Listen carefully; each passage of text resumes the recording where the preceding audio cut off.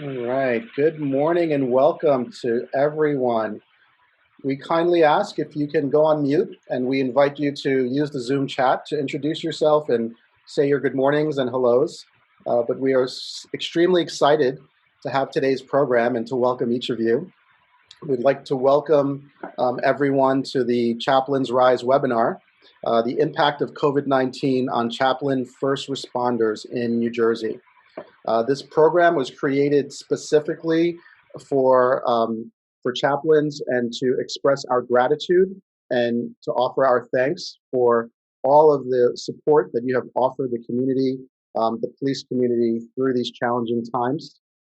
So we're really excited to have so many individuals joining us this morning. Thank you again.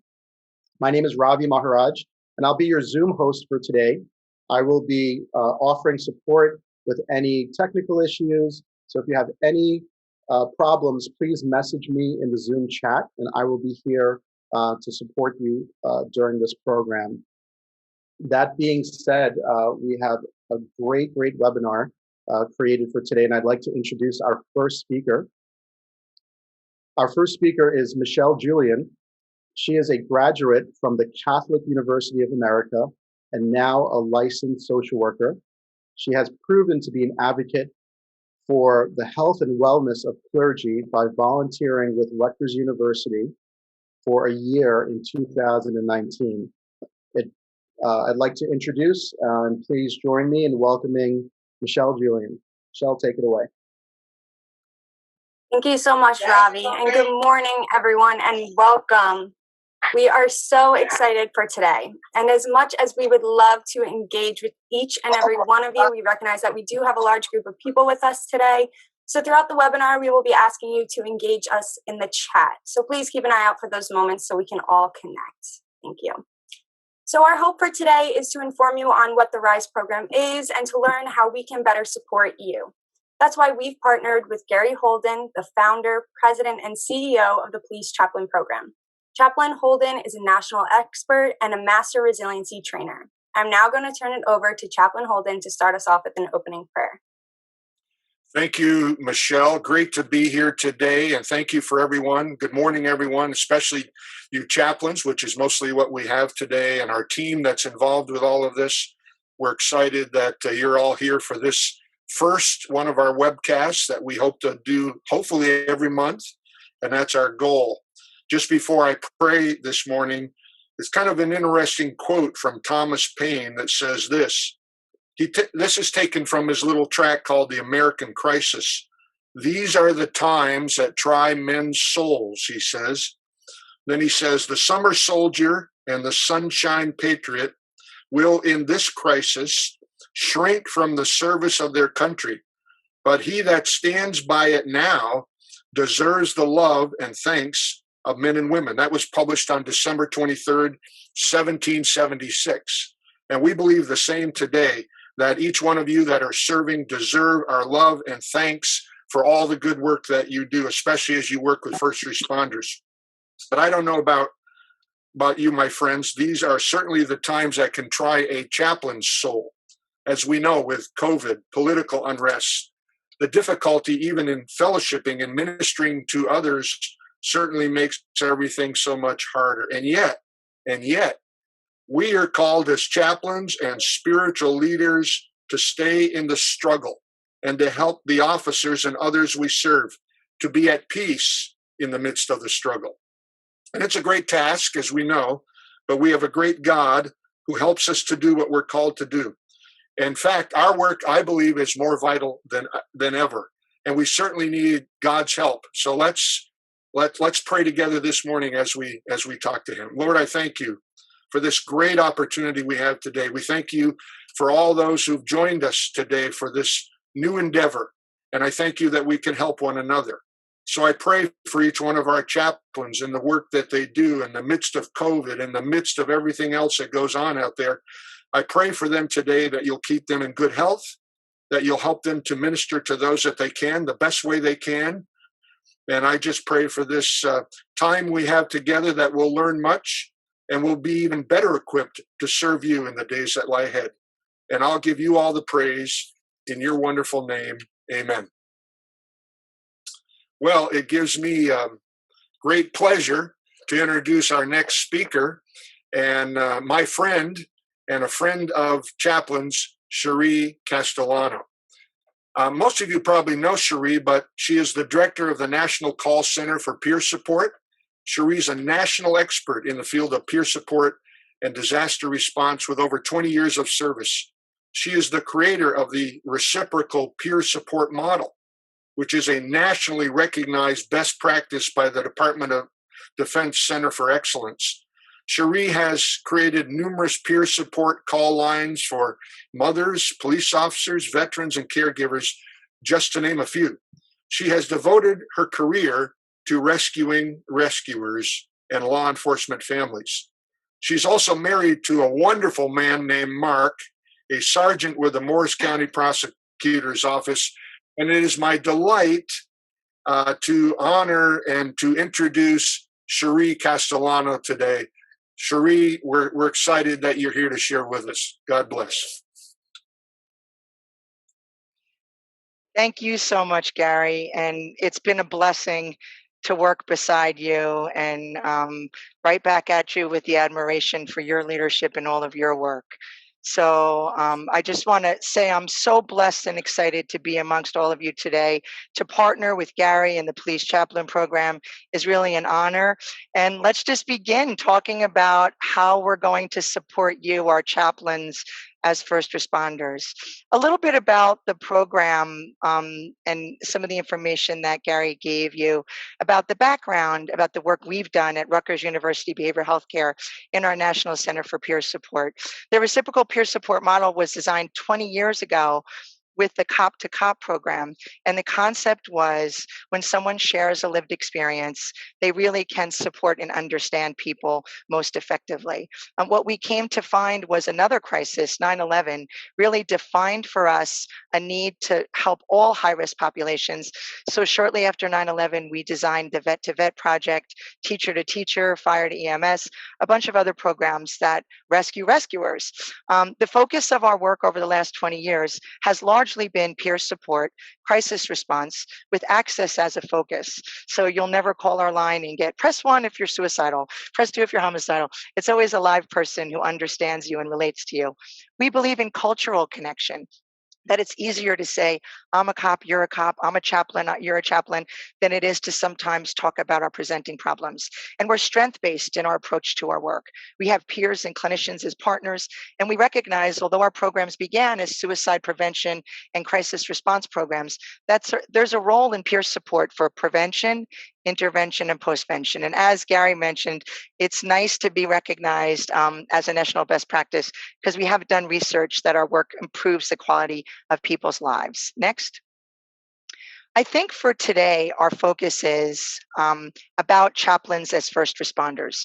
So, so often your work is so blessed and you're so humble in your service, but there is an impact on you in your work. And so we are including you in this new RISE program today for the first time and hopefully in the months ahead to recognize the impact on you and hopefully rescue you as you rescue others in that group of first responders. Next.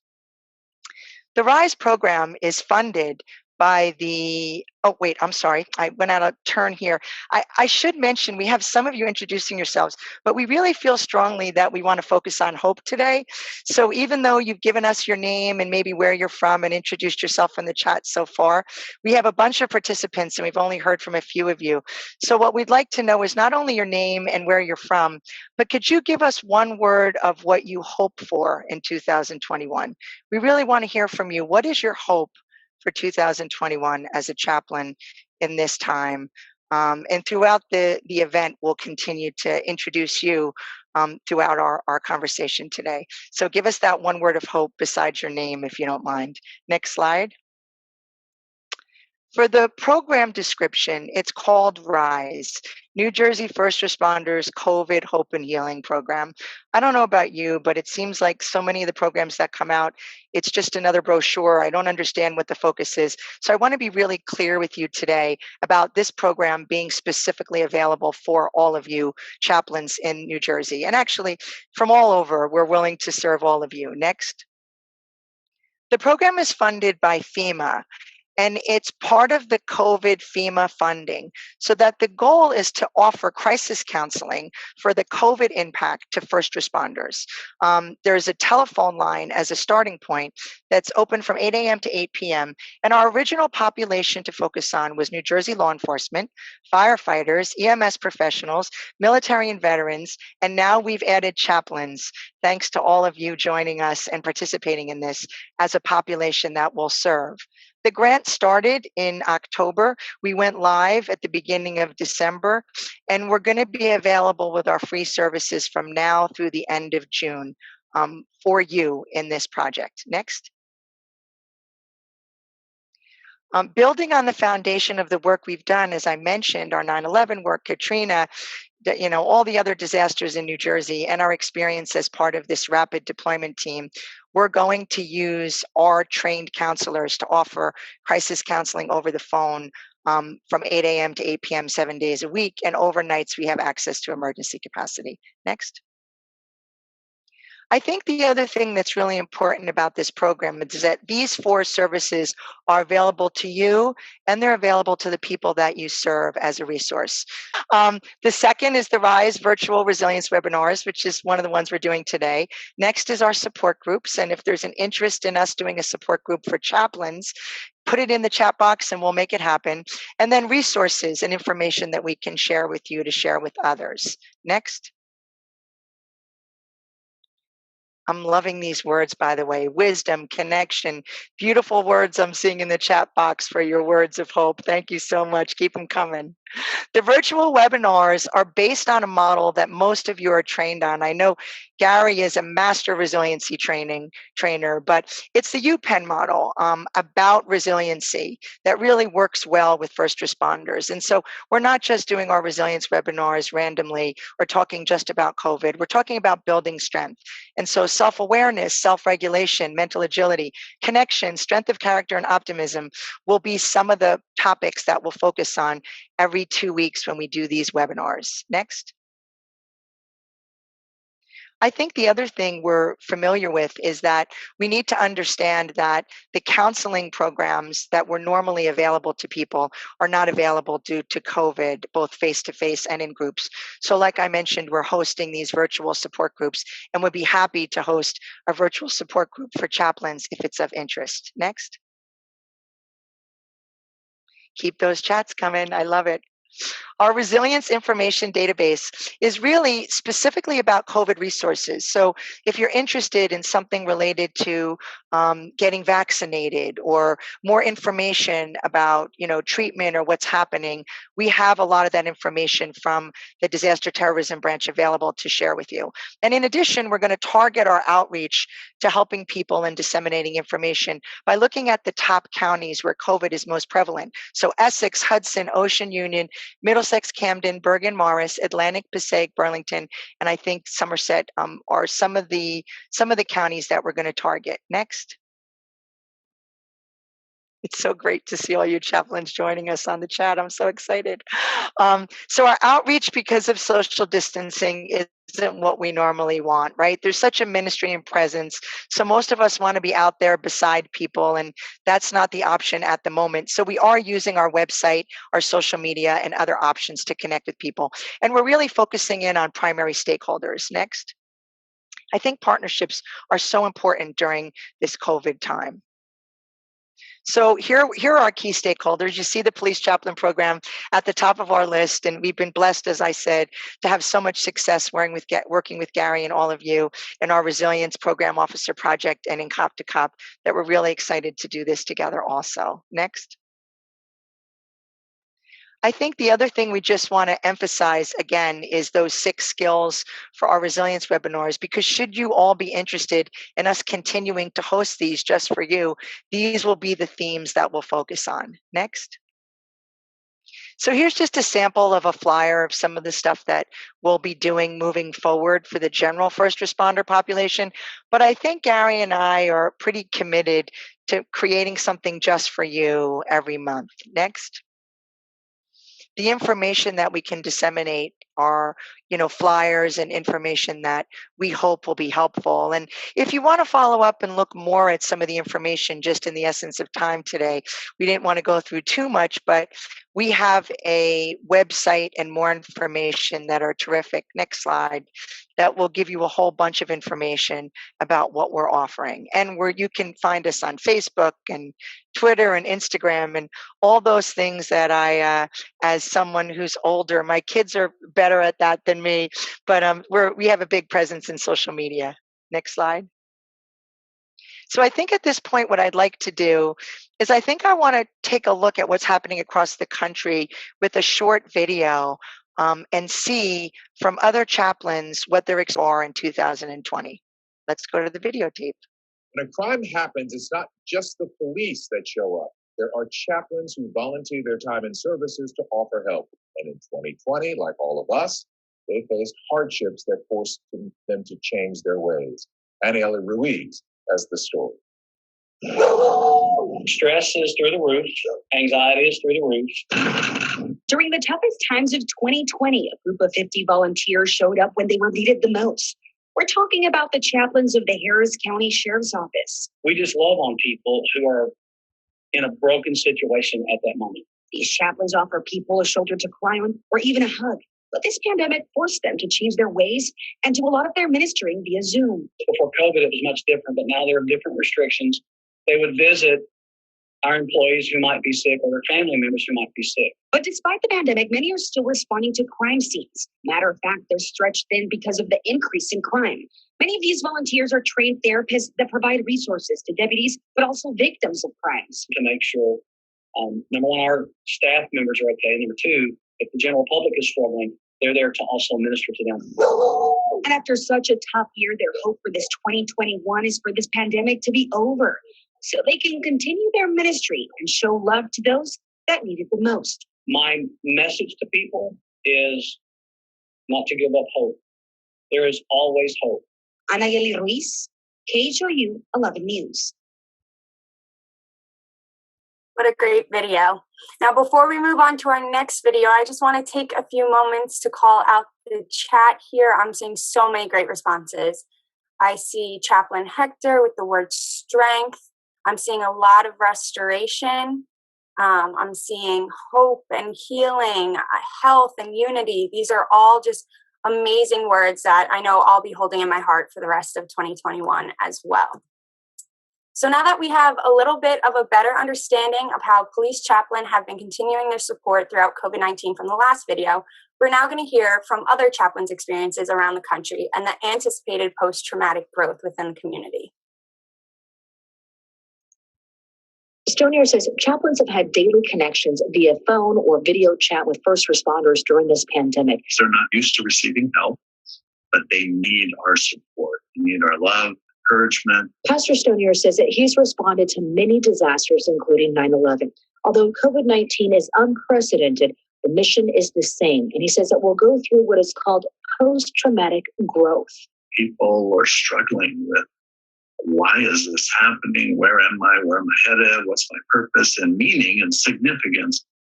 They need someone that can be there to help them along those journeys. And we can all be there through this journey because we're all in this together. Stonier says,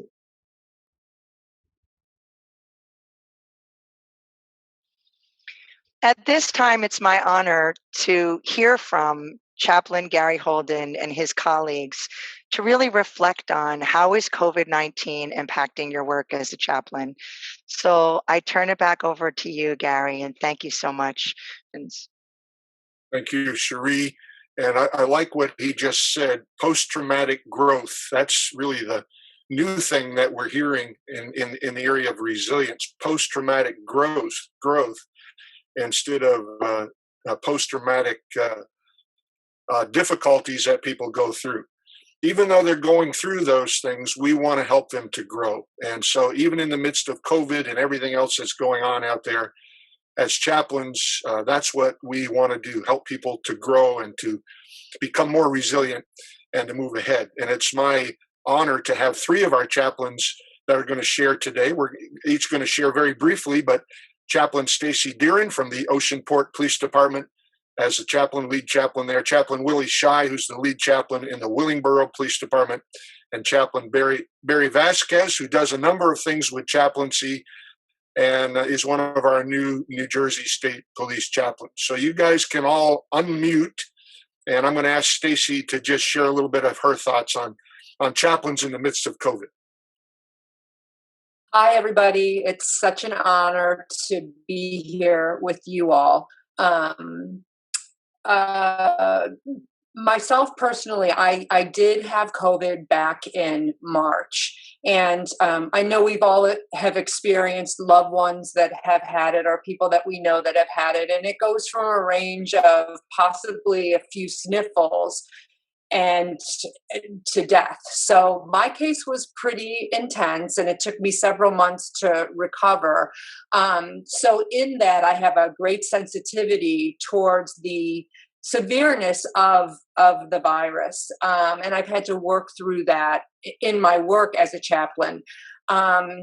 The main thing, as we all know, we were trained as chaplains to be the ministry of presence. And on Thanksgiving, I'll give an example. I was called out to a situation that the officers really needed my help and support with the family. The hardest part about the COVID is not being able to hug and touch and have that part of our ministry involved in what we do. So that's where we all look forward to hope and this thing diminishing so we can embrace people more physically. So that's been a big issue. But I do have, the last thing I'll say is I have had the privilege of serving our town as also the borough chaplain. So twice a month, I'm able to speak on a platform before the community in prayers for our law officers and our first responders, and to encourage them to embrace as a community our officers. So I think that's the main thing. So maybe there's certain things we're unable to do now with COVID being present, but there certainly are ways creatively that we can think to involve the community to embrace our law enforcement and our first responders. And that's what I've been working on to make sure that the love, the support is within our office, first responders, and our community.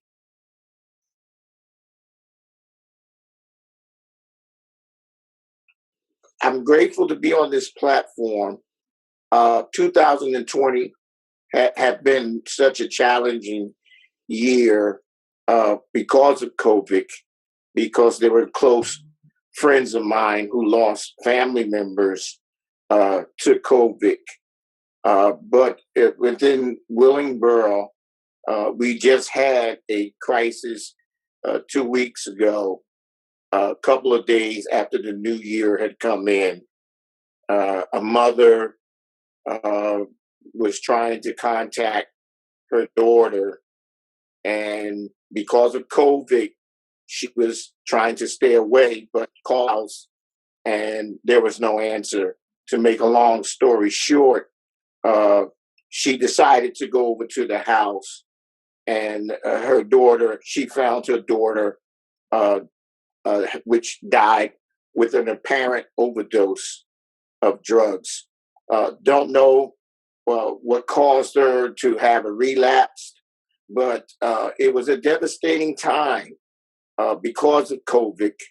And the grateful thing about it, when we were called, the mother didn't know anything about the chaplaincy program within Willingboro. And we offered our assistance, and the whole family was truly grateful. But as my colleague just said, because of COVID, you can't, embrace anyone. There were family members that came and had problems with embracing each other. But that's the time, I thank God for the training in crisis intervention, even with some of the colleagues that lost families. I was able to call and get them on a platform of just talking. But 2020 was such a difficult time. And then I just learned the other day that a close co-worker of mine contracted the virus from his mother-in-law because he was diabetic. He passed away as well. So I'm just grateful for all the training that I have received as a chaplain, that I can go forth and use the tools that was given to me to help those that are in crisis. Thank you, Willie. And again, you're doing a great job there in Willingboro, as all our chaplains are in the midst of the COVID. And we may have to do it a different way, but we're still doing it. And lastly, we have Chaplain Barry Vasquez, who works with the New Jersey State Police as well as other places. And so, Barry, you share with us this morning. Well, I just want to first say thank you, Gary and Sherry, for establishing this platform for us.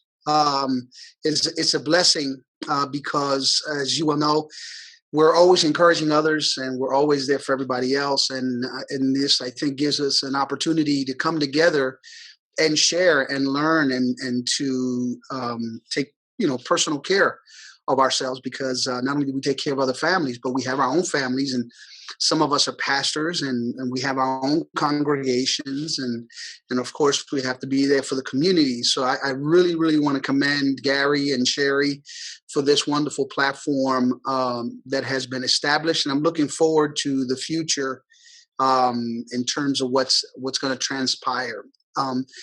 I wanted to start first with Hal Lindsey's quote. Hal Lindsey said that you can live about 40 days without food, about 3 days without water, 8 minutes approximately without air, but only 1 second without hope.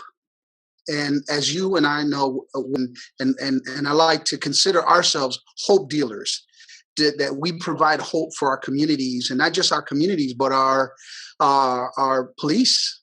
I have the privilege also of doing master resilience training with Gary and Michael Pellegrino here in Mercer County.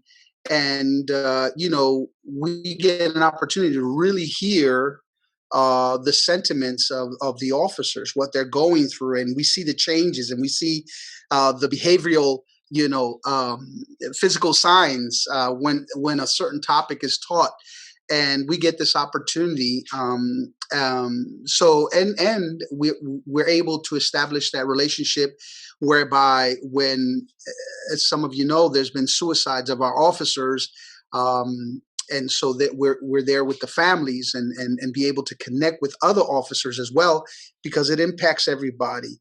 But again, as has been echoed by Willie and Stacy, that the hardest part for us is that physical component. And I know that, as in fact, today I was talking to one state police officer, and I just asked him a question: what is the priority? And one of the things he said is that there's a toss-up between, or a balance between, personal and public health and public safety. So we want to do our job and everything else, but we have to consider ourselves, our safety, our health, and also our families, because they bring everything home.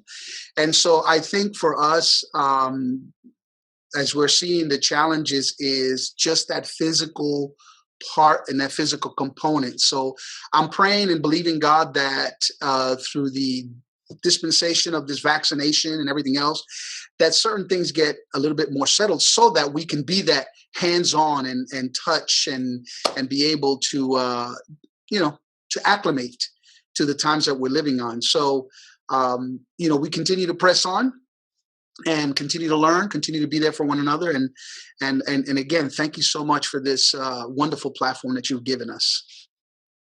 Thank you, Barry and Stacy and Willie. I appreciate you sharing today your heart and your passion for the work. Doesn't matter what's going on around us, we still have passion for the work that is before us, maybe even more passion than we had before. Let me also encourage chaplains to get the vaccine. I got it last week, so I'm a week into it right now and had no side effects. Everything is fine, and maybe that'll help us too to be able to do more. And as a first responder, you should be able to sign up to do that in this wave. So I just want to encourage you with that. But keep at it, chaplains. You're doing a great job. And in spite of what's going on all around us, we're needed more than ever. God bless you. Hey, thank you very much. Thank you for everyone that's shared so far. Now we'd like to hear from everyone else. And because we have so many individuals here and we've been utilizing this chat, we're going to try a Zoom poll. And once I launch it, it's going to show up on your screen. And there are 4 questions that we'd like you to answer. These are answered anonymously. If you have any questions or if you want to comment, you can use the chat also. On the right, there's a little bar that scrolls down for the 4 questions. And we ask that you just take a minute or so and answer the question. So I'm going to launch the poll right now. And you should see it. And I'm going to play some familiar music. Let's see if anyone will be reminded about this. Just to get you in the mood.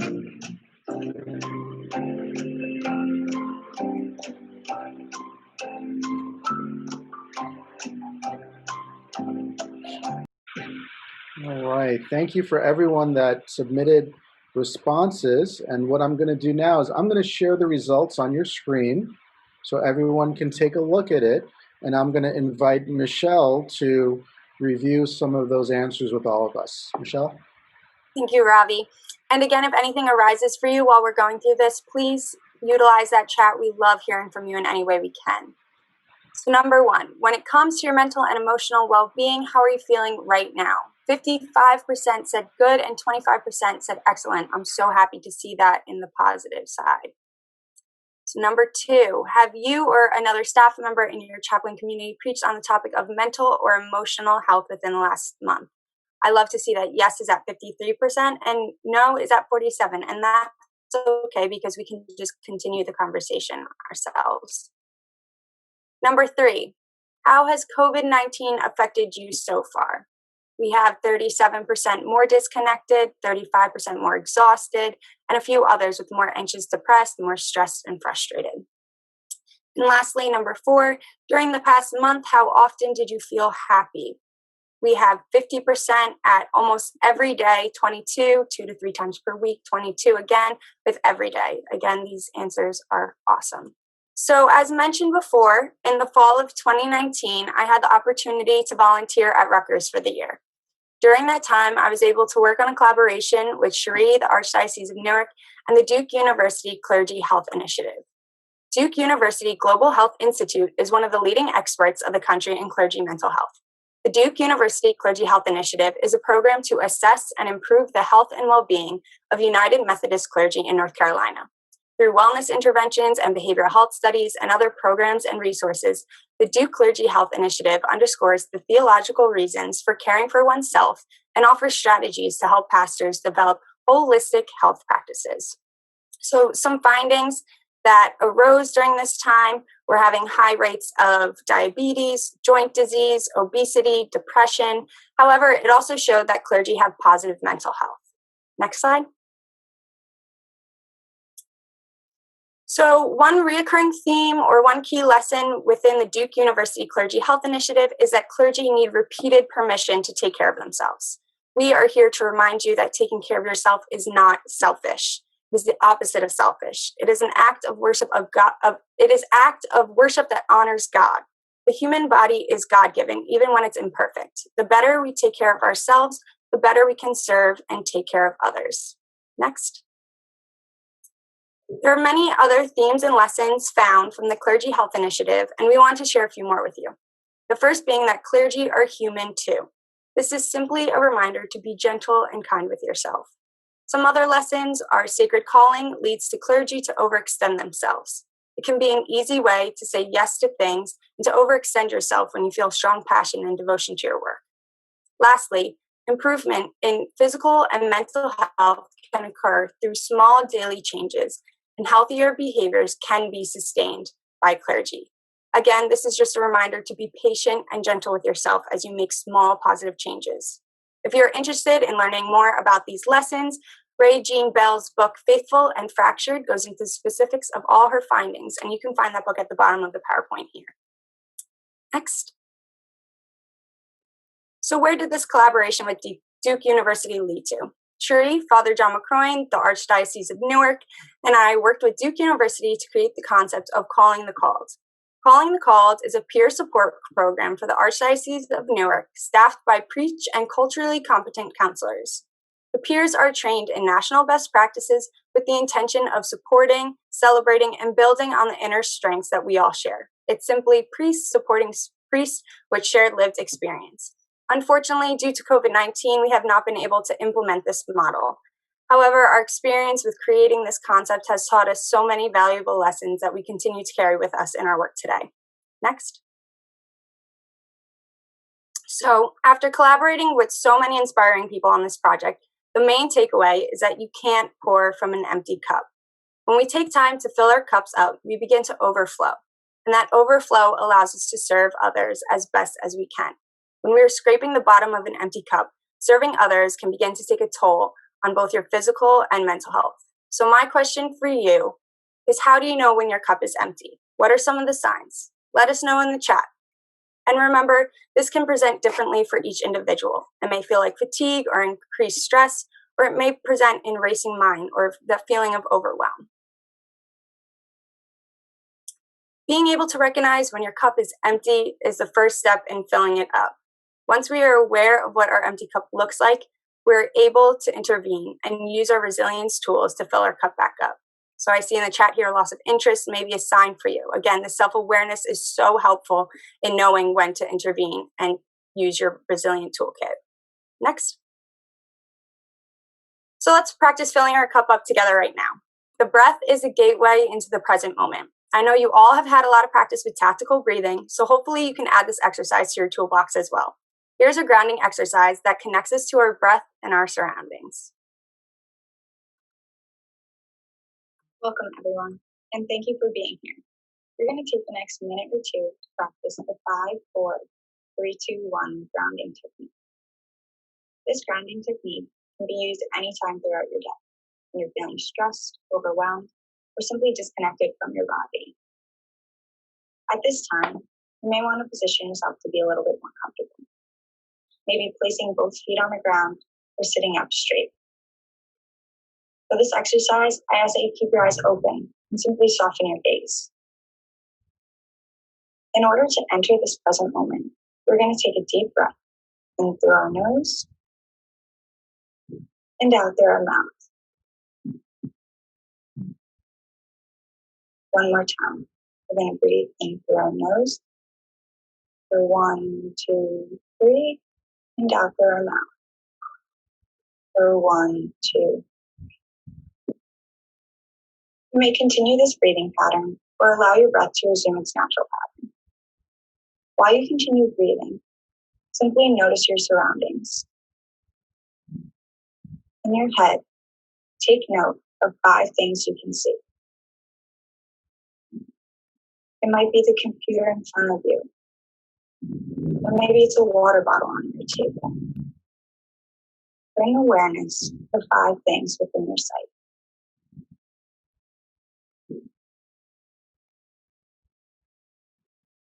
Next, take note of 4 things you can feel. It might be the shirt you are wearing, or where your body is connecting with the chair underneath you.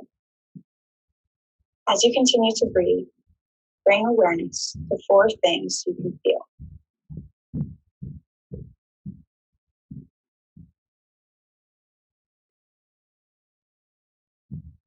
Now, we're going to shift our focus to 3 things we can hear.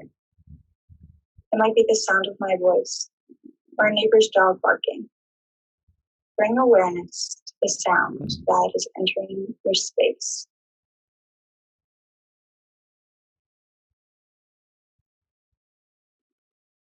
Next, take note of 2 things you can smell. You're burning a candle, and maybe it's the scent of a candle, or maybe it's something you just cooked. Simply bring your awareness to your sense of smell.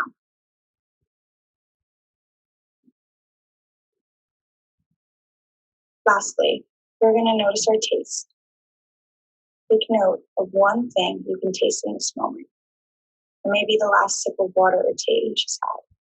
Or maybe it's the last snack you ate. bring awareness to your sense of taste.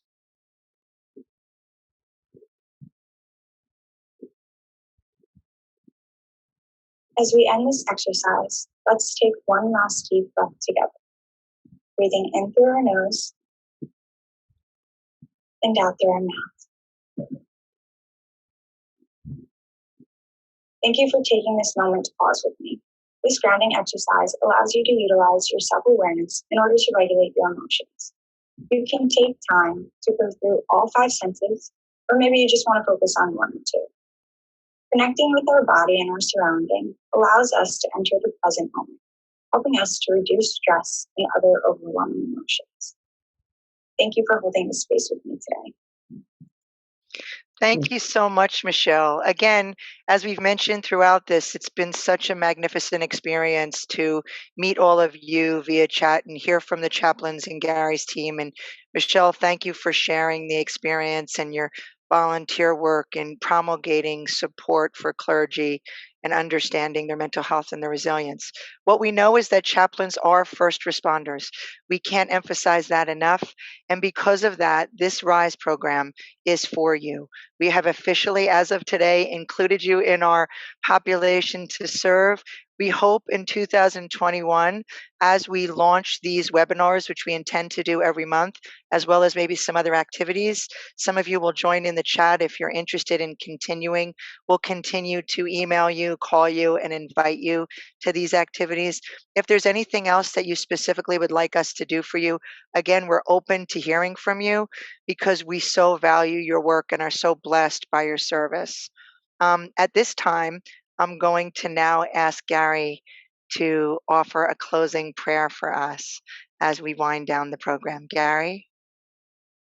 Thanks again, Cherie, for all the work that you do and your team, and for including us in that so that we can continue to work together to help one another and help our first responder community. So I just want to express my thanks and the thanks of all our chaplains to you and your team and everything that you're doing to rescue the rescuer. And sometimes we need to be rescued too. So we all work together for that reason. So let's pray. Lord, once again, I thank you for this good time. We believe this is the beginning of more and more things that can be done to help chaplains as chaplains help to rescue the rescuers. So I thank you, Lord, that for each one who's participated today, for each chaplain who has joined in, for the good work they do, I pray you'll keep them safe and in good health, Lord, as they're out there where everything's going on. And I pray that they'll minister effectively and have the words to say to those who need a touch and need help from you, Lord, help from above. So I just thank you that we can do this, and we pray that we'll be able to move along with this in the future and do more of these. But I just want to praise you and thank you in your matchless and holy name, I pray. Amen. Amen. Thank you so much. Amen.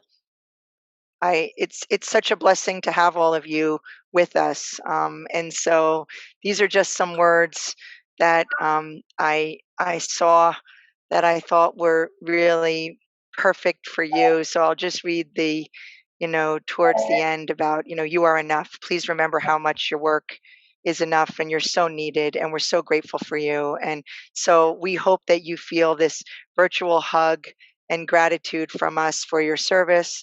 And we're honored to continue this project and include you in the RISE family as we continue to serve and you continue to serve. So stay tuned for emails and outreaches for us to continue to develop programs for you. And again, it was a blessing to share this time together. And we are so grateful for your service. Thank you so much.